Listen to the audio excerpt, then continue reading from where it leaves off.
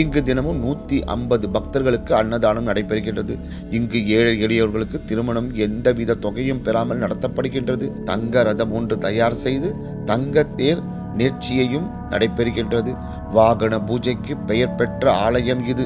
குடும்ப பிரச்சனைகளை நினைத்து வருபவர்கள் இச்சனாரி விநாயகரை தரிசித்த பின் சுமைகளை இறக்கி சுகமாக வீட்டுக்கு செல்வர் என்பது கண்கூடு. தட்டு காணிக்கைகளை தனி உண்டியலில் போட்டு சதவிகித அடிப்படையில் பகிர்ந்து கொள்கின்ற பண்பு வேறு எங்கும் இல்லாத சிறப்பம்சமாகும். அவரவர் நட்சத்திர நாளில் இங்கு வழிபடுவது கூடுதல் சிறப்பாகும்.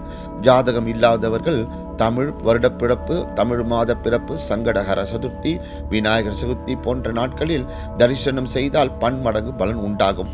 அமைவிடம் கோவையில் இருந்து பொள்ளாச்சி செல்லும் வழியில் 9 கிலோமீட்டர் தொலைவில் நெடுஞ்சாலையில் உள்ளது இச்சனாரி விநாயகர் கோவில் என்ற இந்த சிறப்பான